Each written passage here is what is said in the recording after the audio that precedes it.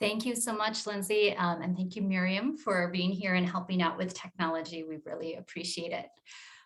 So I hope everybody had a fantastic morning and welcome to the first afternoon of the Language and Literacy Conference. We're so happy you're here. And if you are here for CCRS speaking and listening activities for literacy level learners, you are in the right place. We went with a literal rather than creative naming strategy for this one. We just really wanted to lay it out there. Here's exactly what we're going to be talking about today. So my name is Andrea Echelberger, and I am working with the Adult Academic Program in Robbinsdale. And I have long history of working with literacy level learners since about 2005, working with literacy level learners, doing training, spent a few years doing training, training teachers on working with literacy level learners, and then said, you know what I really miss? I miss the classroom. So I'm actually back in the classroom now, working again with literacy level learners. And I am really, really excited to be joined here by my colleague, Nicki, who I'm going to let introduce herself. Thank you, Andrea. My name's Nicki Olalde, and I'm with the Lyndale Neighborhood Association. I've been there for about 8.5 years now and have worked exclusively with literacy level learners my entire time that I've been there. So I am teaching and recently made program manager. So I'm really happy to be here. Thank you. Yeah, and I just want to say, I feel so fortunate to be able to present with Nicki, because when it comes to working with literacy level learners who are really true adult emergent readers, there are a few people in the state who know more. So thanks. Thank you.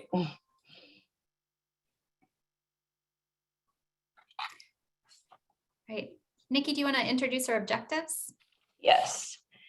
So today we're going to be hitting 3 objectives today. First thing that we'd like to do is identify different speaking, listening activities that will be appropriate for literacy level learners that we can use that teachers can use in their instruction.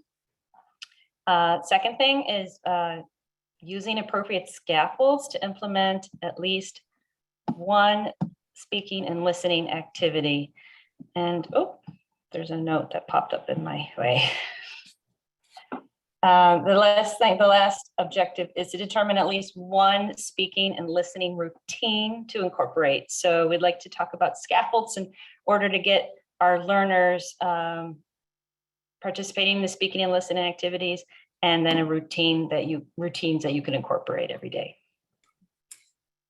All right, so before we kick into our first section, which is background information, which is sort of the why, why are we doing this? Why are we here? Why is this something that we should care about? Just wanted to let people know we are not going to be having breakout rooms for this, but what we will be doing is Nicki and I will both be watching the chat. And we'll be pausing periodically for people to share different ideas of activities that you've done, generate some new ideas for activities and routines, and at those points we'll answer any questions. So we'll be keeping our eyes on the chat, trying to address things as they come up, but we will be doing that intentional pauses to get ideas and to ask some questions, and ask and answer questions.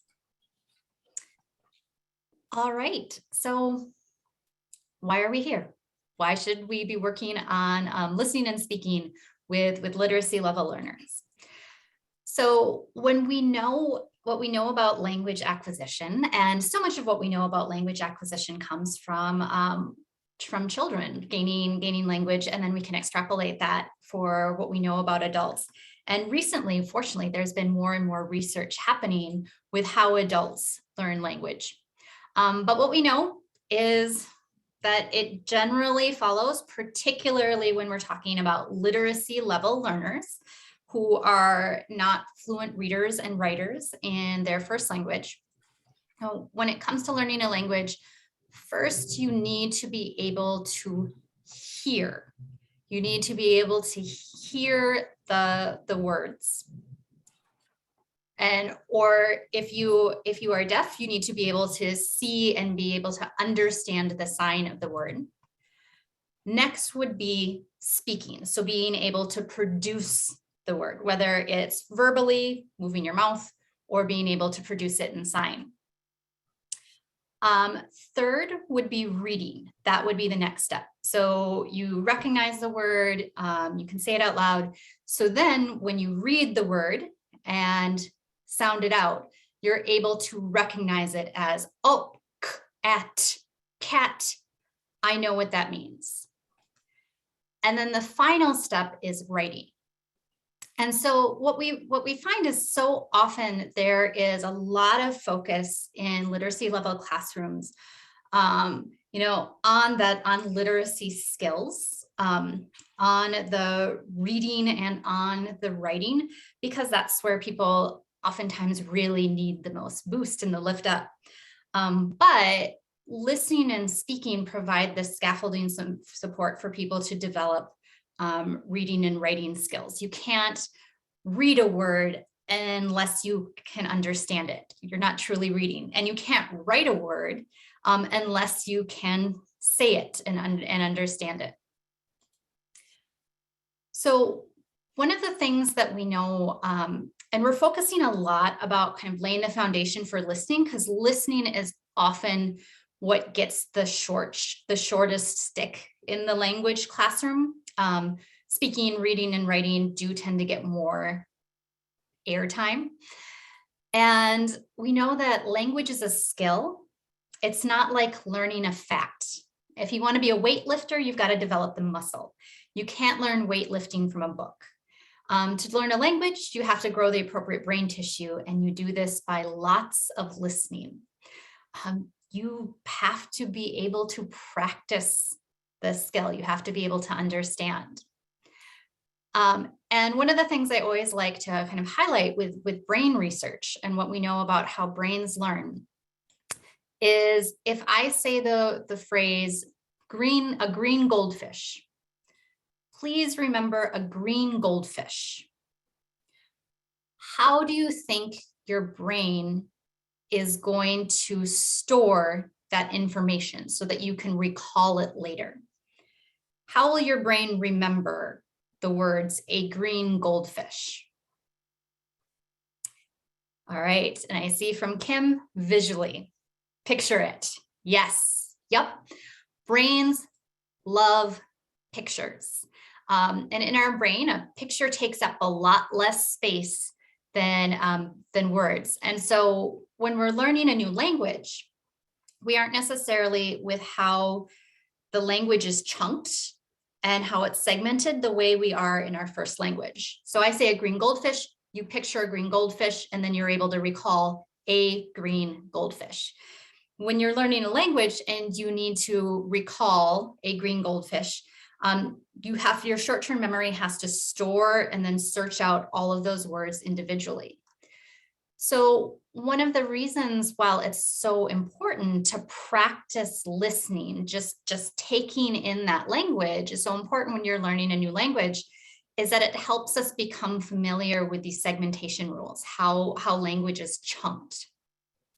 So, and this ties into when we teach speaking.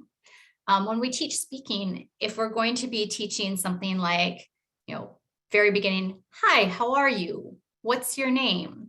What's your phone number? Where do you live? We don't teach those individual words. We teach the words in chunks. We teach phrases. And then our brain stores those phrases. As people develop language, as we get more language, then we can go back and kind of pull the phrases apart. But for that initial learning, it's really helpful to be able to learn language, do speaking in chunks. So that's where things like we're going to be talking about, sentence frames, come in really, really helpfully. So when it comes to listening and storing language in chunks, when it comes to speaking and the motor skills that it takes to produce language, whether it's with your hands or with your mouth, our brains just need practice doing that. Just like with weightlifting, you don't learn to play a piano by, reading a book about a piano. You learn to play a piano by listening, so you know how the melodies go together, and then actually practicing. Same thing with listening and speaking. All right, so that was the brain research why. And then we just wanted to quickly remind people about what are those speaking and listening standards. What are we talking about with the CCR standards? So here are 5 of our anchors. Just a quick reminder for everybody to see what those are. So we have 1, prepare for and participate effectively in a range of conversations and collaborations.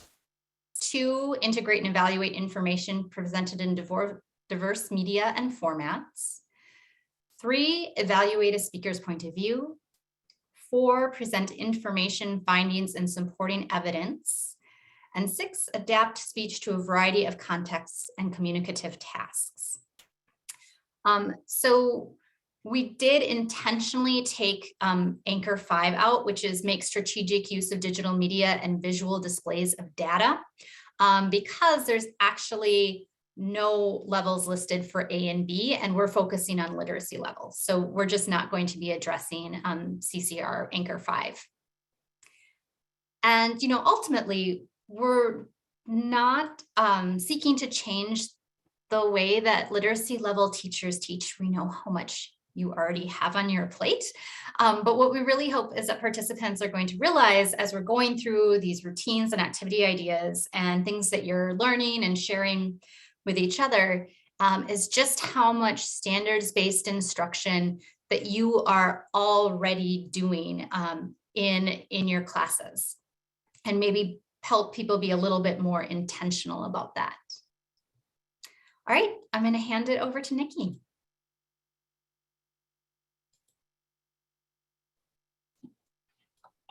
So as you know, we're covering speaking and listening activities. We're going to actually start with listening. So I'd just like to go over some items that you should be sure to hit before engaging in a listening activity.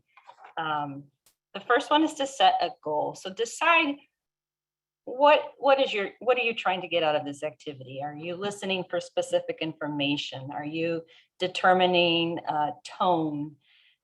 Confirming a claim that the speakers are making? Do you want the students to be able to provide an oral summary afterwards? Or, if you're going to put some more literacy into it, be able to do some dictation. So know what that goal is and share that goal with your learners. Second thing you want to do is activate prior knowledge. See what, and we do this already. See what the learners know about the subject. Show them pictures, learn vocabulary.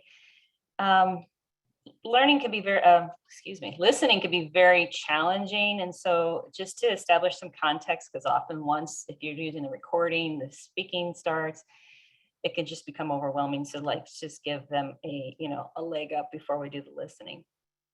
Prepare your environment. Make sure the class is, you can minimize the noise as much as you can. Are there any distractions? Are papers away? Does the class know what's about to happen? Do you have a loud enough speaker? Especially now with everyone needing to be spaced apart, it's very important that we can project the sound instead of, huddling around a small device. Or do you have headsets if that's necessary? Explicitly teach listening strategies. Go over what it means to be a good listener, why it's important to listen. Also, what can happen if you don't listen well? And then how do we go about doing that? And finally, make routines out of effective listening. You can have students explain to the class how we set up listening, have students talk about the importance of good listening, poor listening. But whenever you're going to do a listening, review these points. Not everyone's there all the time, but it's also very helpful, and it allows students to speak about what they're going to do anyway. So you can kill 2 birds with 1 stone, so to speak. Next slide. And there are many types of listening, as you know. I just pulled out a few that I think that would probably be hitting at this level. You know, a lot of listening revolves around dictation, note taking, and that could be challenging at this level. So some of the types of listening that often will hit is a discriminative listening, just identifying the difference between sounds. You know, it could be a word. Did you say b or v, ban or van? Comprehension listening, making sense of what you hear. I'll give you an example. Let's say Allie goes to the store on Monday. Okay, so you want to see what kind, if they understand it. So you can practice your WH questions. When does Ollie go to the store? Where does he go? Who goes to the store? And of course, that may need to be pre-taught, but that's the second type of listening. Critical listening, forming an opinion or evaluating what they just heard. So take, for example, you have a blurb, Martha works 2 jobs. She needs money for food, rent, and clothes. She works a lot of hours. And then you can ask, how do you think she feels? And how does she feel? And then why? Then you're hitting that providing evidence, CCRS. And the last part, sympathetic listening, active listening, just showing that we care what others say. Make sure that we're ready. We're in a position to demonstrate attention. Okay, next slide. All right, and one of the things we really want to highlight is when we're thinking about a good approach to listening and speaking is that we avoid confusing listening and speaking skills with literacy skills. And there's a reason we do that. You know, big one is we don't want literacy level learners. So people with kind of that just beginning with their literacy skills to be at a disadvantage. Learners need to be able to listen and understand without seeing the written word.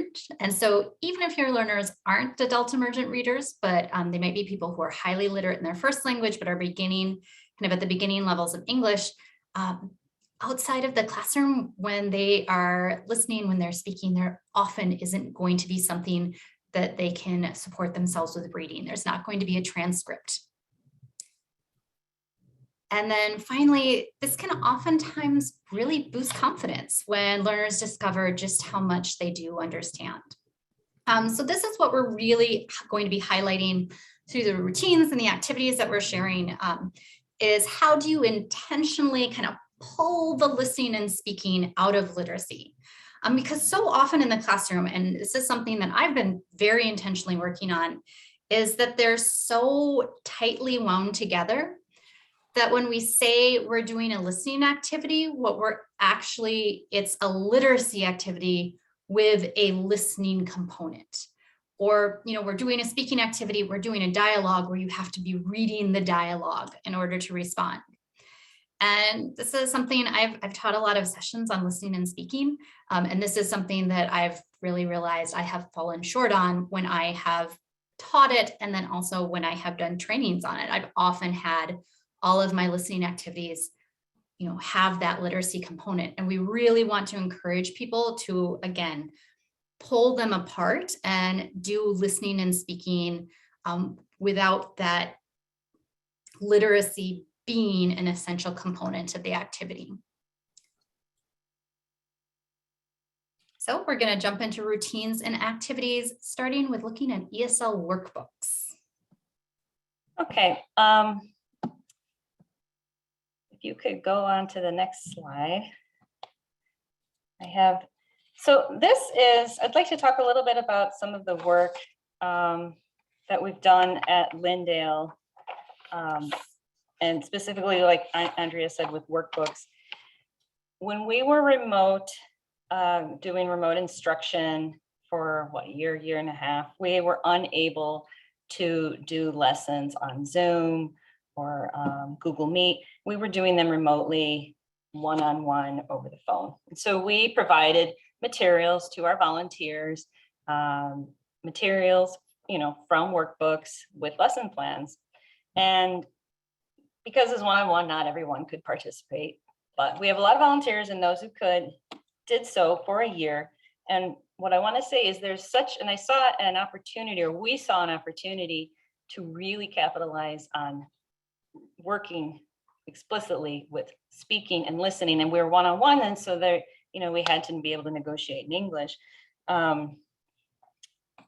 It was just incredible, the strides that the students made when we returned to in-class instruction. Some challenges that we'd noticed before, we went to remote. When we came back, it was really exciting and inspiring.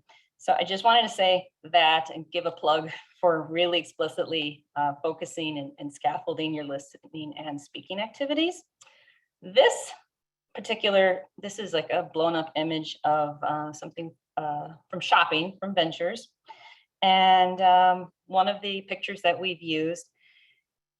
And we made routines out of doing a lot of Q&A. We couldn't physically demonstrate that we could point all the time because even all learners had telephones, or WhatsApp, but they were using the phone. So I just wanted to mention some routines and use this as a basis.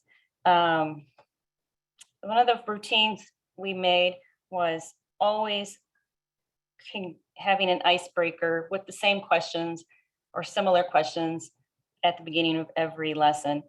But make sure that it's not just, a lot of times I think at this level, the students get in the position where they're just receptive and responding, the teacher's gonna make all the decisions. Make sure that you could change roles and get them in a position where they have to do the questioning, so that, when they are outside, it's not always that they're going to be answering all the questions. They need to be able to question for themselves. So make that a routine. However you can, you'll have to scaffold it, but that was something that we did that made a big difference and helped with confidence. In regards to this picture here, something I can just share, an easy routine that we use with all these pictures was we would just choose one question. Let's say it's what color, after you've established context, what you're talking about, what color is the dress? And we'd ask the same question again and again for all the different types of clothing, and then we would switch. And just because it's the same question, as doesn't mean that it's always going to come back the way you want it, but at least they got to practice with it. So that was a routine. And so our volunteers, we met with them weekly on Zoom, and they expressed that they became accustomed to the routine of, they knew that after their teacher was working with them, that they would have to ask questions. And then, we would throw in another question. And then they could choose. And so they look forward to it, because then they were able to demonstrate, that they could use the speaking in more than just answering the question from the instructor. So there's so much you could do. I just would like to say, choose your battles on what it is. Are you working on fluency or like accuracy, or do you just want to generally get the idea? But whatever it is, be clear with the learners what it is you're going to be working on, and then just focus on that. You can go to the next slide. So there are a lot of scaffolds, and make these scaffolds into your routine. Sorry, let me move this. As you know, connect your activity, whatever the focus of the activity, connect it to real life as possible. If you're talking about shopping, use real life examples to activate knowledge. Pre-teach the vocabulary always before launching into a listening activity. Use images if necessary. Sometimes I've used images different from the workbook that involves extra work, but it just allows them to see different pieces. Practice a demonstration technique in the vocabulary lesson. What I mean by demonstration techniques, what I spoke about in the previous slide was we were doing this over the phone and we couldn't always show. But practice what it means, what thumbs up and thumbs down, and yes and no, stoplight cards, red and green, pointing. When you're learning the vocabulary, incorporate how they're going to demonstrate that they know it, rather than just calling out, sharing the words and calling them out. let them demonstrate it before we put the actual task, which might be pre-recorded or you and a volunteer working on it, and get them familiar with what that means. Eventually lead into demonstration using these words like thumbs up, thumbs down without showing. That increases the vocabulary. So instead of just, putting your thumbs up, thumbs down, okay, we're going to do thumbs up, thumbs down, and let them show you what that is. Embed clarification language in your lesson. So before you do, have it on the wall, have some questions that they, could you repeat that more slowly, please? But make sure that whenever you're going to be teaching the listening lesson, that they have the language to ask for clarification should they need it, or to, if they need someone to slow down or you to slow down, or when they go out and they leave the classroom, that they can ask for these things and advocate for themselves. Teach the questions that you'll eventually use in your primary activity, and have a student lead, meaning these questions that you're going to ask, have a student ask them. Maybe it's just one question, but after you've demonstrated, have them do that. And Nicki, Yeah. There's a question in the chat. Would Oh, you I be didn't able see it. to really quickly share just an example of a script that the volunteers would use or follow when they are looking at a picture with a student? We wrote the prompts into our lesson. We would choose, for the literacy level, I'd choose 1 or 2 questions based on it, like about asking about the color on that previous slide, or the price, or is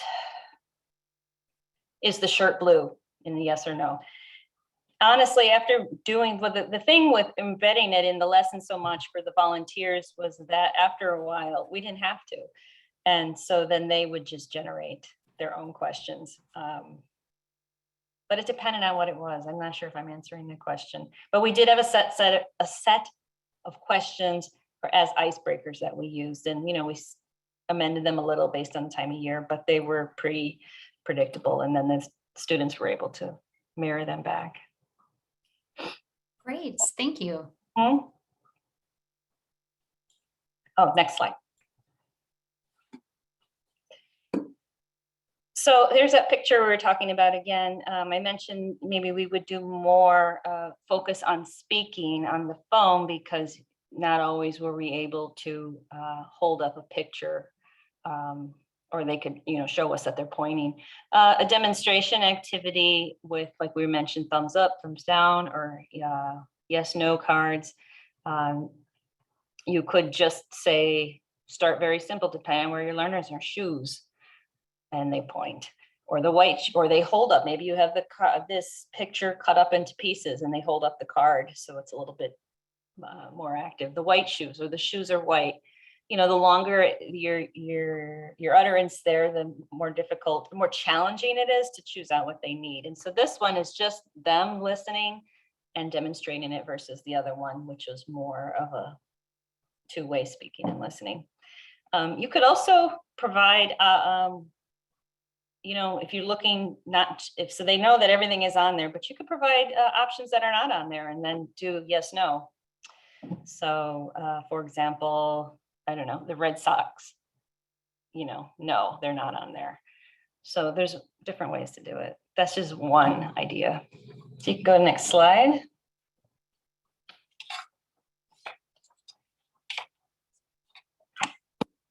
So that activity hits on CCRS Anchor 4, which is presenting information, evidence that listeners can follow the line of reasoning. Of course, everything looks a little different at this level. This is that overarching anchor, but this is CCRS Anchor 4.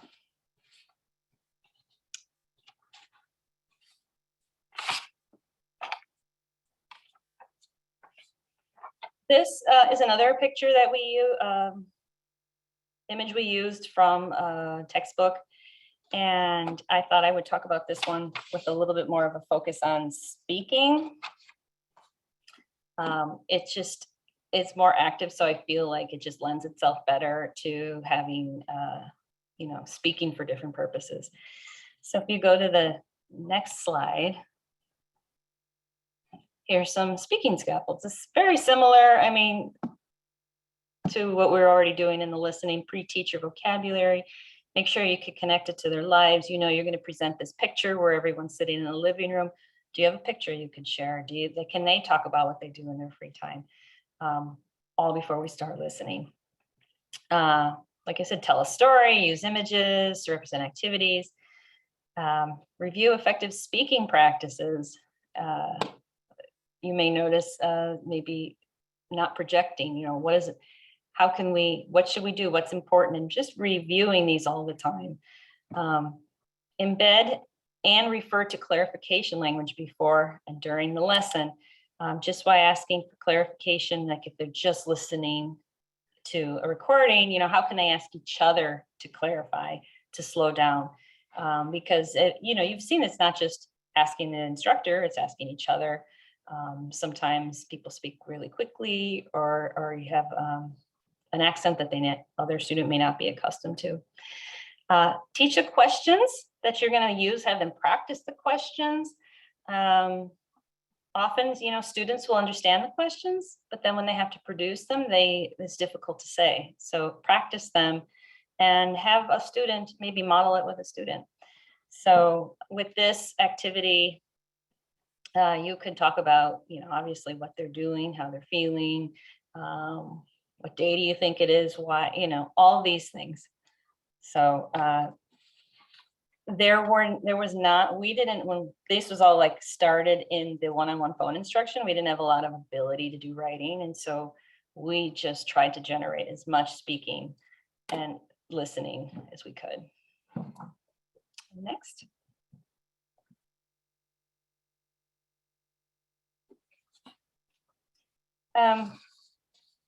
These are some demonstration activity. What are just some basic questions? What are he or she doing, or what are they doing? How does he or she feel? How do they feel? The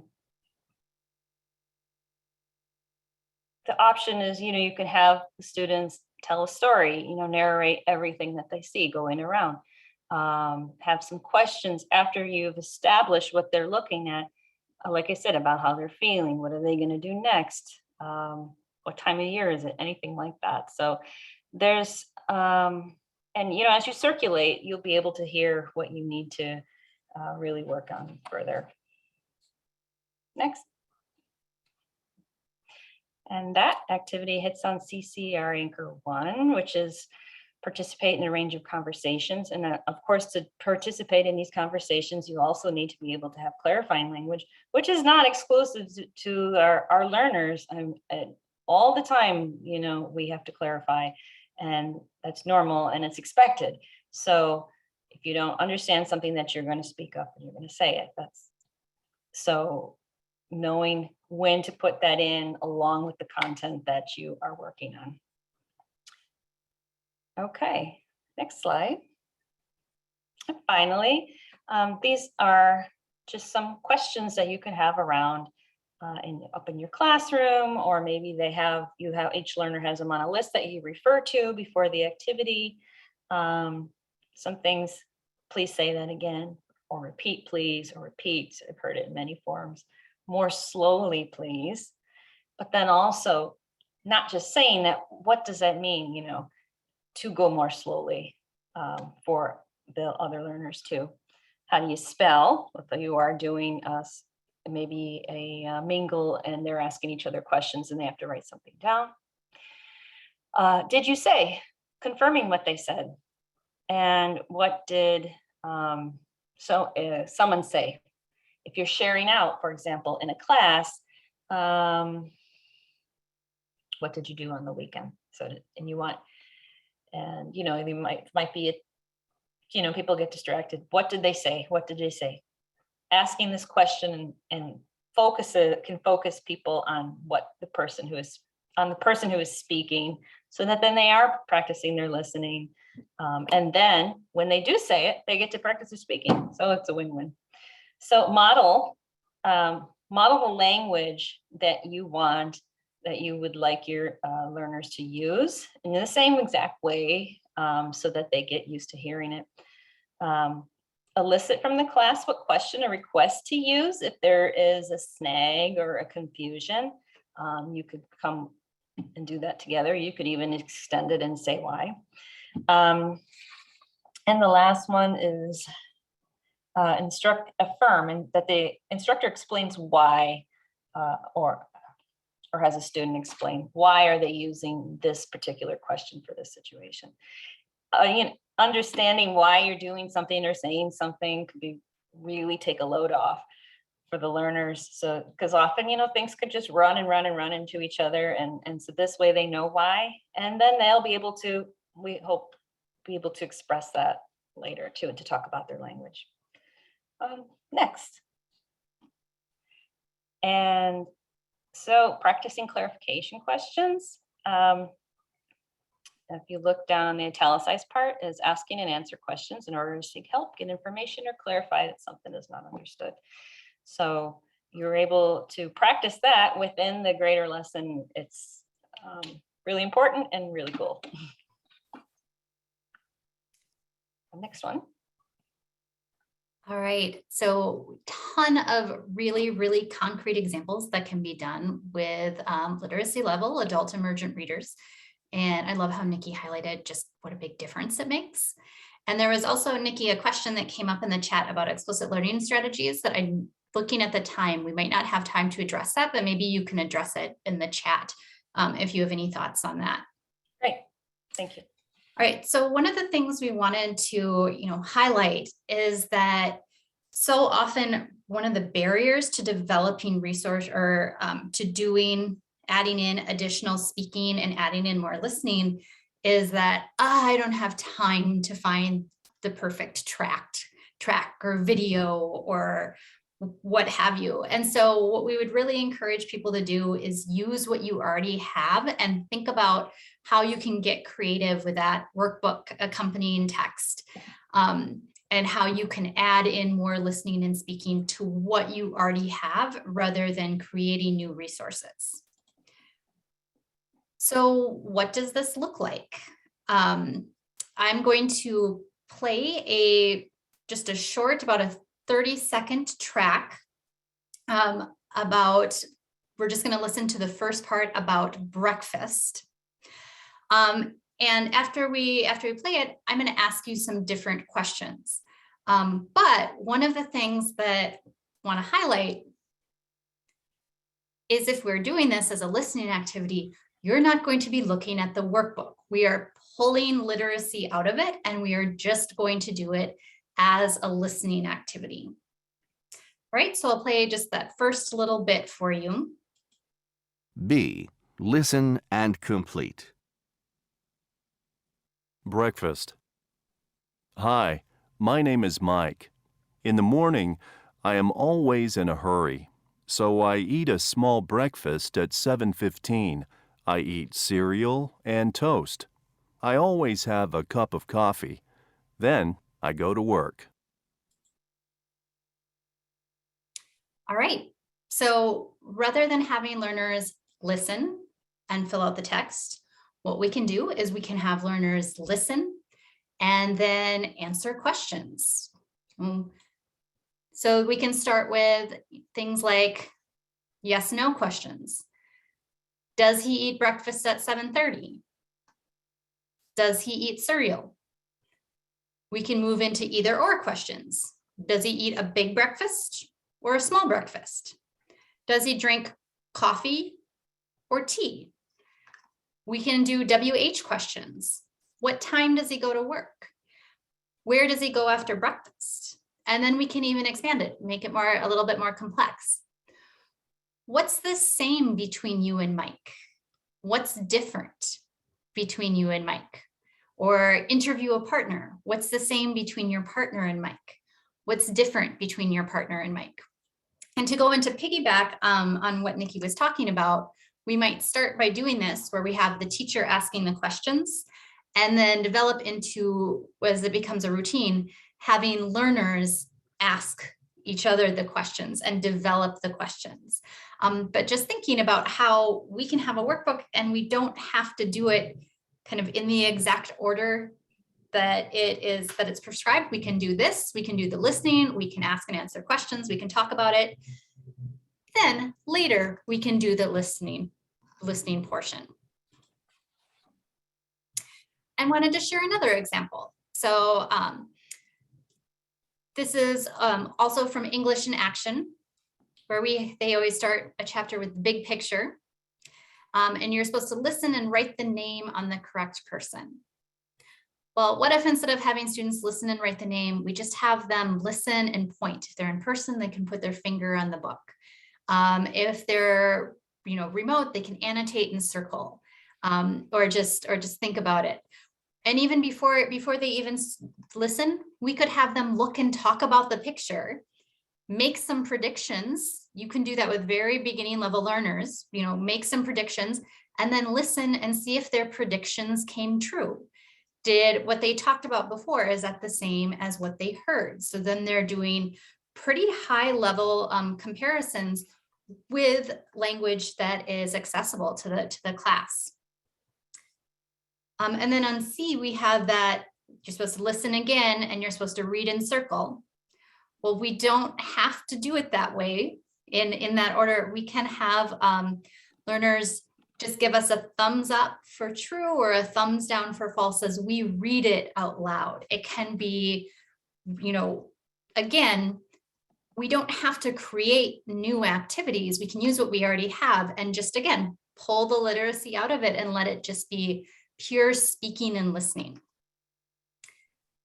And when we do these activities, we're hitting CCR Anchor 2, integrate and evaluate information presented in diverse medium formats, particularly because they are confirming understanding of a text read aloud or information presented orally. So Nicki and I just gave a lot of examples of how you can use different workbooks. So we wanted to pause and let people come up with some of your own suggestions and your own ideas. Here we have one of our standard texts, workbook texts, where learners are listening and then they are filling in what they hear. So it's essentially, it's a dictation. If you do this activity in class, what are people really going to be focusing on? What is going to be taking the most effort and the most concentration when learners are doing this activity?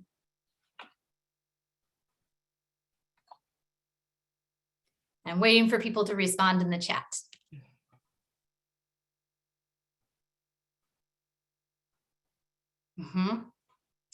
Yeah, yep.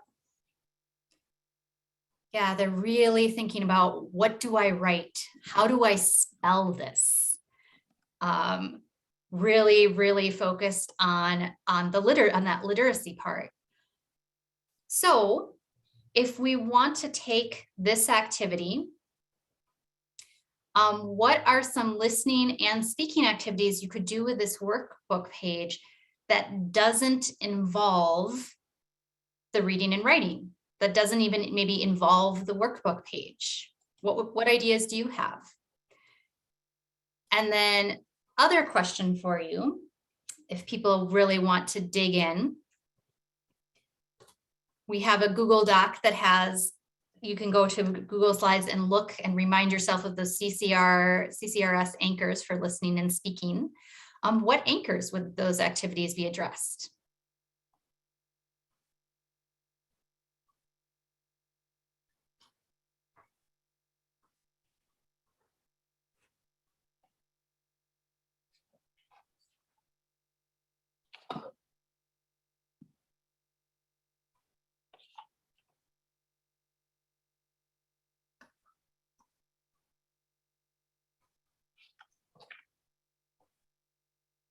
Great, so they could talk about what they see in the picture.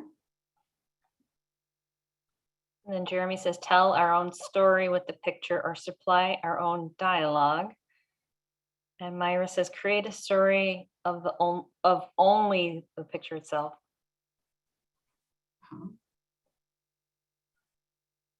And I like that everybody's highlighting using the picture. So again, that we don't have to go and spend hours searching for the perfect picture. You can just use what's already on the text.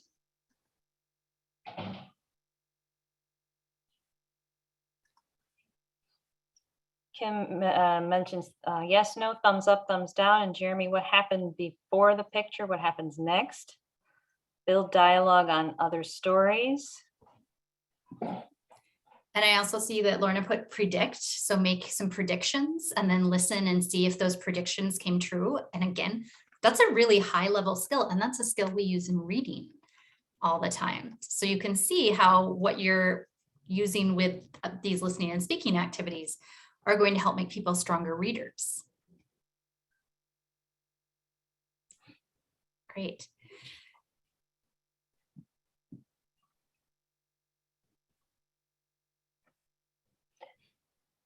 Listen to the dialogue and read the questions to them.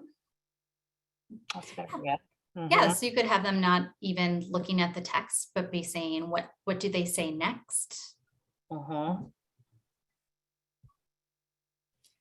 And so as I'm seeing CCR Anchor 1 coming up with, as you're building dialogue, you are going back and forth and taking the turns in a conversation.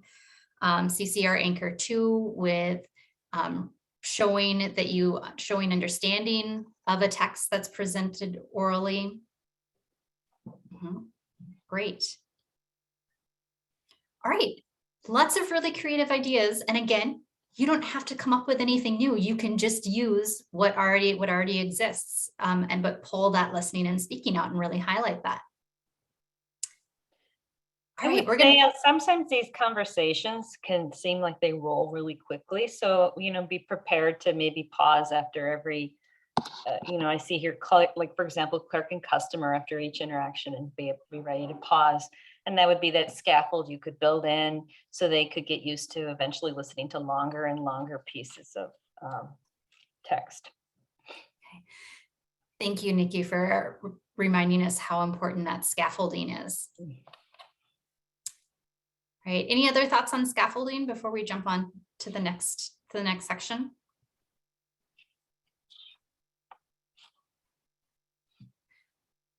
All right. Well, we're going to also talk about doing listening and speaking routines when you have a text that learners have already read. So here's our text, a simple nonfiction science text, very applicable right now, thinking about the winter months that we're in. So learners, we do the usual, learners read the text. You might practice doing some phonics activities, you're doing some vocabulary building, and then we're actually going to put the text away and we're going to just listen to it. So there is snow on the roof. The snow melts into water. The water runs down the roof. It's so cold, the water freezes again.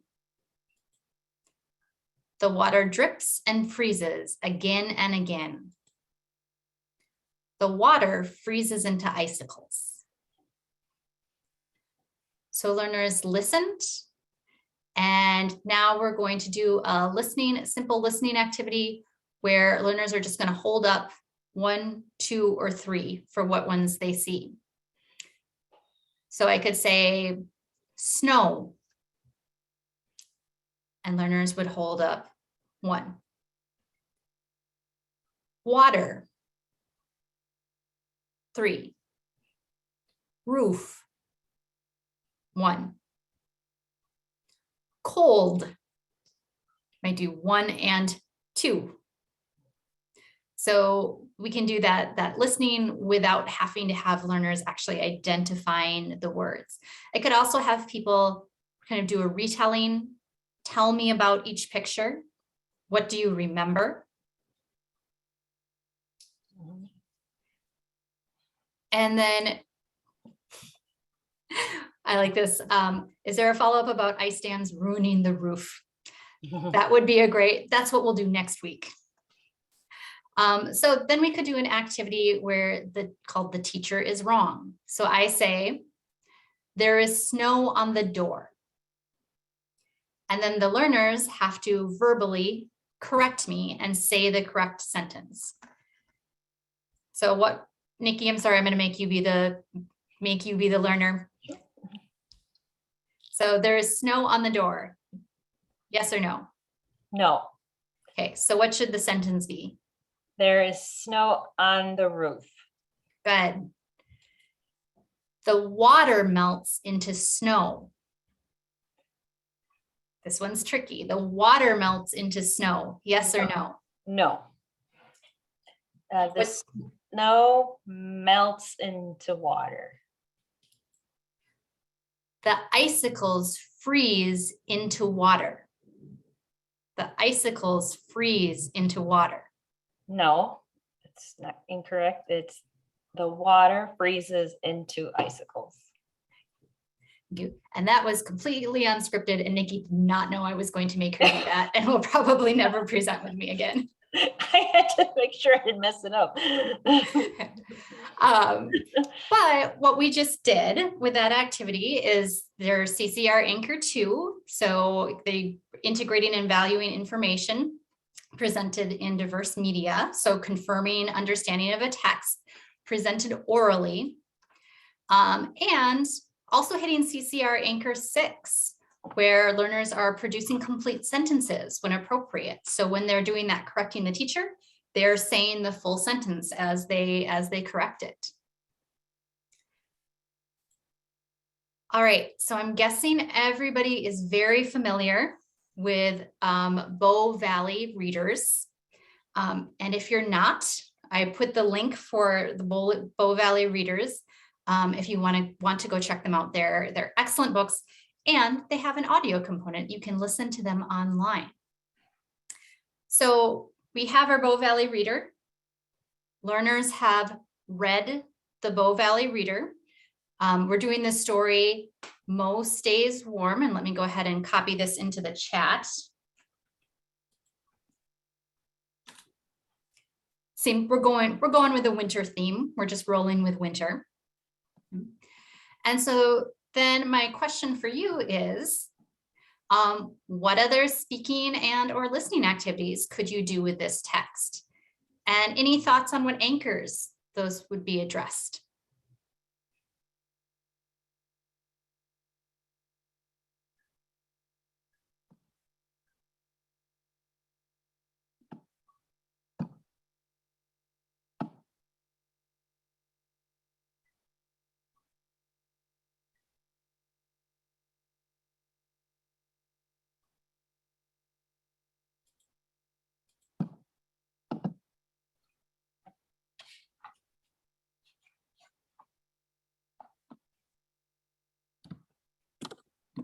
All right, and I'm just going to go ahead. I'm going to pull over here. Here is an example if people are not familiar with the Bow Valley readers. This is what they look like online. This is Mo. Mo puts on pants. He puts on socks. He puts on a sweater. He puts on a jacket. You'll never guess what country these were produced in. But any thoughts? So we've had learners read it with the text and the pictures. What are some activities that we could have learners then do with listening or with speaking?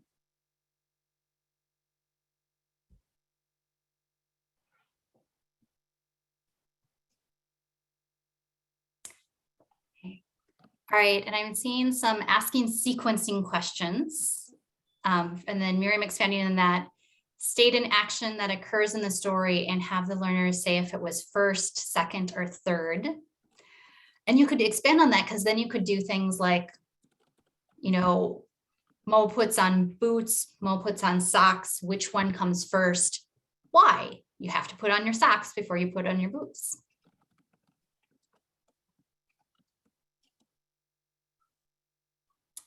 I'm seeing asking about what Mo is wearing and talking about the season, showing a picture and making an incorrect statement and then having them correct it. And so they can do that in complete sentences. Talking about colors, print it out and take the sentences off and have the students listen and hold up the pictures. Oh, like stand up if you're wearing pants. That could get really interesting on Zoom. But yeah, you could do things like that and do some comparison. Do you wear the same clothes? So getting into some of those comparison questions. And then expand with seasons. What's the difference between a sweater and a sweatshirt? That, you know what? That is a very important discussion. We should all talk about that. All right. So if you haven't checked out Bow Valley Readers, definitely they are worth spending some time talking about them. And I can see people suggesting different types of conversations that this can be a springboard to, discussing when to wear them and talking about the weather. And nothing quite prepares people for being a Minnesota citizen than being able to talk about the weather at length. All right. So our last section, we're going to look at some routines and activities with no materials. So we don't have a workbook, we don't have a text. What are some things that we can do to get in listening and speaking? So a big one is, and one that takes very minimal preparation, you don't have to prepare for this, you do just have to be prepared to do it over and over and over and scaffold it until it becomes a part of a regular routine. It's having people restate or summarize what another learner in the class has said. So it's great listening and speaking practice, because if you know you might be called upon to restate or summarize the answer that somebody gave before you, you have to pay attention. You can build it into every whole class discussion anytime you're doing an activity. Even if you're practicing same answers out of the workbook, you call on a learner, they say the answer, and then you call in another learner and say, okay, what did they say? You can practice those clarification strategies and phrases that Nicki shared from earlier. And it helps the teacher get out of the way. It helps remove teacher talk and provides more space and time for learners to be providing the language and getting a chance to listen to and talk with each other. All right, so we are going to play a short clip. This is Barb Murphy from Open Door Learning Center, Arlington Hills. And she recorded, she's doing a Zoom breakout room and is having learners working on summarizing and repeating back what other learners said. So this is about a 3-minute video, but we really wanted to highlight how you can do this at all levels.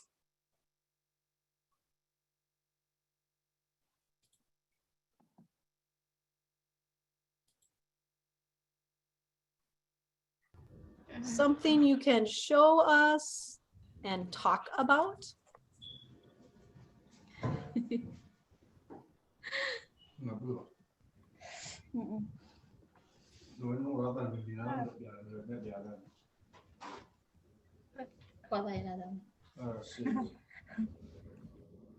Vui có tay nè.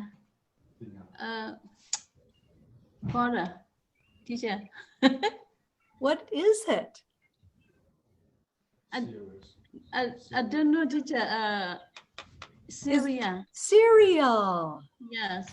Cereal. Syria. Can you tell me more? Bello có đây nhưng mà. A container?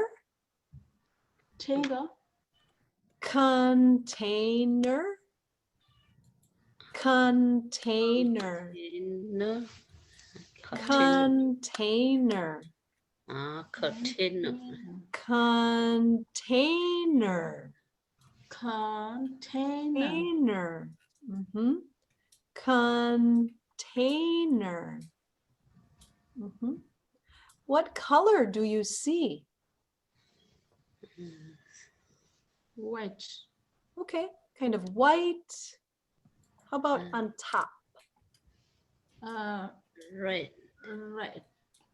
Okay, good. Preme, what did you hear? Report say you have a container. You open a purchase cereal ink. Yes. Every morning she showed it. I don't know. Very good. You're telling more. Yes, we eat cereal in the morning. Very good. Shang, what did you hear with Pui Pa? So I don't know, teacher. What does she have?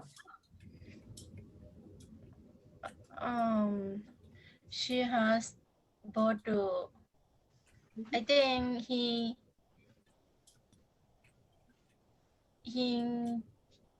get something in the bottle. Yeah, she has a bottle. Yeah. She has something in the bottle. Do you remember the name? What is in the bottle?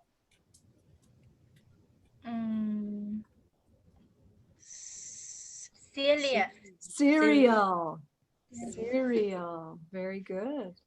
Very good. Children eat. The children eat. Ah. Very good. Thank you, Pui Pa. That was good. All right, so that gives us a chance to hear how even at those adult emergent readers with very kind of beginning listening literacy levels, you can use that summarize, that restating what people said and get some really nice interaction back and forth. And again, really encourage that active listening and lots of opportunities for learners to speak. And you can do it with any time that you are teaching a class. It doesn't have to be a specific listening and speaking activity. You can just insert that in, and it's such a valuable skill. It's actually hitting multiple anchors. And another activity that you can do that doesn't involve preparing materials is just pull up, kind of that picture, a picture of the day, randomly pull up a picture from the news. And you can have learners practice doing extensions. So the first person says, in the picture, I see happy students. And then the second person said, Andrea saw happy students. I see yellow plastic. And depending on the level of your class, you can kind of keep going with adding on, Andrea saw, Nicki saw, and I see, or you can have people just repeat what the person ahead of them said. So you are adding on to another person's ideas. And so that is hitting that CCR Anchor 1, where participating in collaborative discussions and building on others' talk and conversations, and also hitting CCR Anchor 6, because when we use those sentence frames in the picture, I see, in the picture, Andrea saw, those are producing complete sentences that when people can see it, it's going to be a lot easier for them to be writing it. All right, and so a couple of other things that we wanted to highlight. Music and using songs. And so often when we use songs, the way I usually use songs is it's filling in a closed activity or doing a word sort. Which words do you hear? That's all literacy.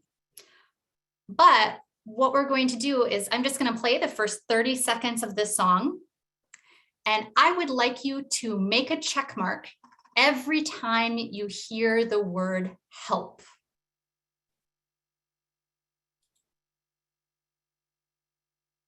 All right, so I'm going to go ahead and stop it there. Okay. So that can be that focused listening, where we're just going to have learners listen for certain words or certain phrases. And just curious, how many times did people hear the word help in that little clip that we listened to? Yep, 8. So you're doing that specific listening. And I love, like, this is a great example where you have the word help, but it doesn't always sound the same way. It's that sometimes it's really drawn out. And we can also, you can have people do tick marks, you can have people count on their fingers, and then we can also talk about it.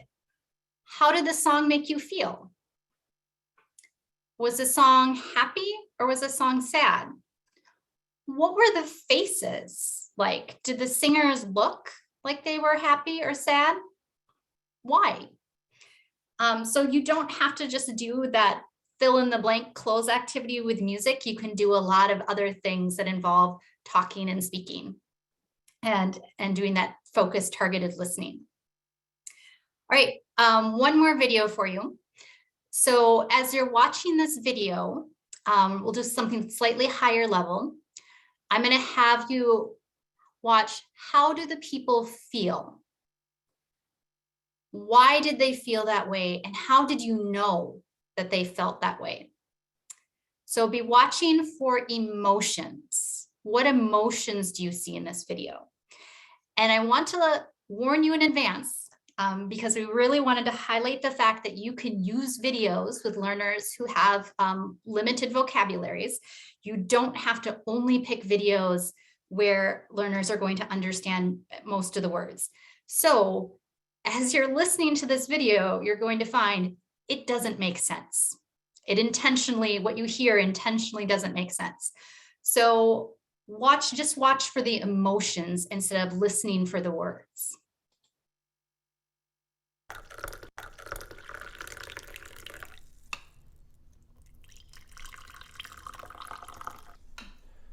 Boom, Scout Olalde. Learn to learn. Edie sure. Yano Grow, everything's made to be broken. Broadway's dark tonight, India booking. I won't tell no one your name. A tired song keeps playing on a tired radio. You can't fight the tears that ain't coming. All I can taste is this moment. 1,000 other boys could never reach you. Everything feels like the movies. Why don't you slide? You choked on all your anger, forget your only son. Why don't you slide? Oh, the priest is on the phone. Your father hit the wall. Why don't you slide? And you're the closest to heaven I'll ever be. Oh, I'd give up forever to touch you. Little pieces of nothing that fall. I don't want the world to see me. Why don't you slide? I saw the world spin beneath you and scatter like ice from the spoon. That was your womb. Baby's black balloon makes her fly. Why don't you slide? You bleed just to know you're alive. Oh, I want to wake up where you are. All right, what emotions did you see?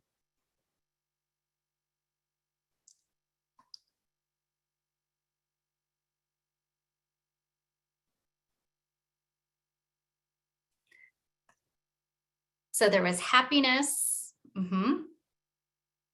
happy, sad, and frustrated, dismay, frustration, upset, comforting, embarrassed. There was humor. So, and then you could go on and, for the sake of time, we won't, but you could go on and say okay, how did you know? What did you see when someone was sad? How do you know she was sad? What did they do? Show me. And somebody could actually act it out.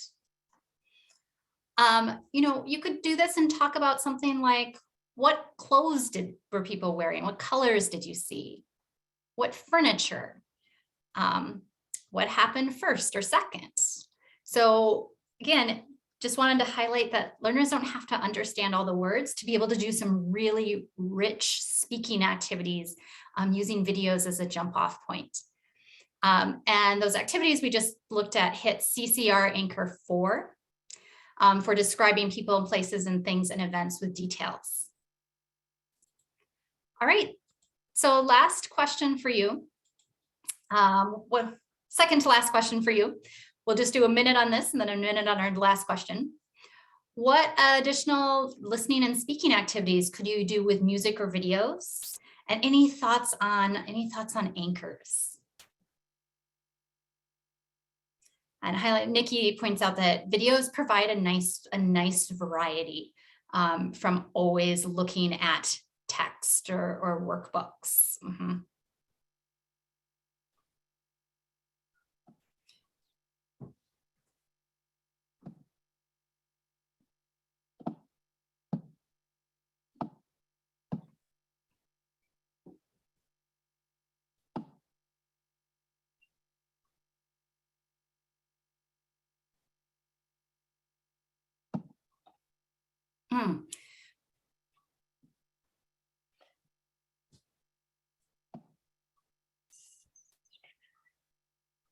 So Megan says that you could pause the video periodically to predict what's coming next. Play the video without sound, have them tell the story. That's interesting.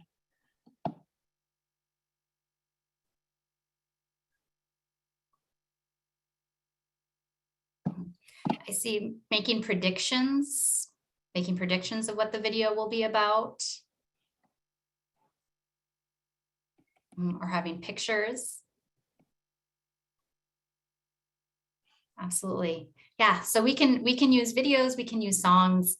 Learners don't have to understand the words, and it doesn't always have to be fill in the blank close, which has always been my go-to when using videos and using songs.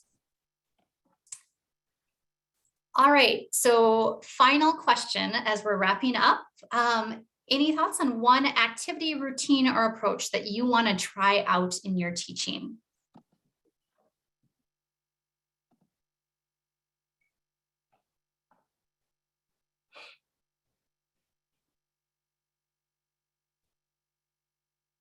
So go ahead, type things in. I think we won't necessarily read these out loud because we are at time, but take it as you're typing, look through and see what other people are doing. You might be able to get an idea or two of what you would like to do.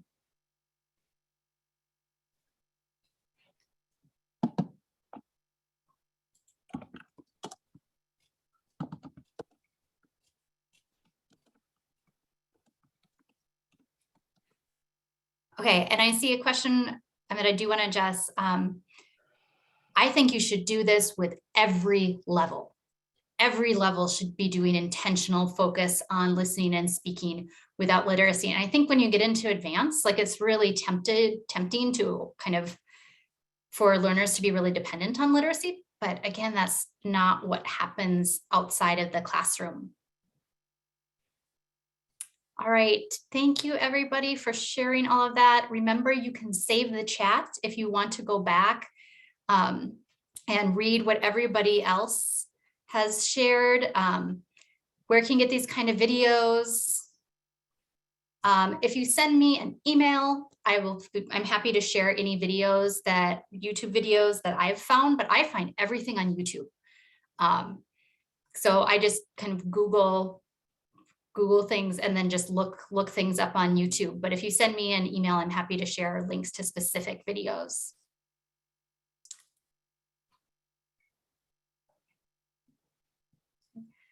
So tomorrow there's a networking coffee break for low-level English learners tomorrow from 11:30 to 12:15. If people want to join, it'll be led by Megan Boyle from Literacy Minnesota.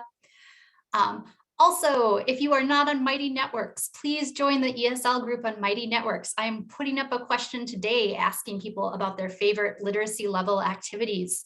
So please join in that conversation. And then, of course, you'll be able to access the slides. And here's our contact information if you have any questions. If you want links to videos or any follow-up questions, we're happy to join in, or happy to dialogue with you and talk more about this.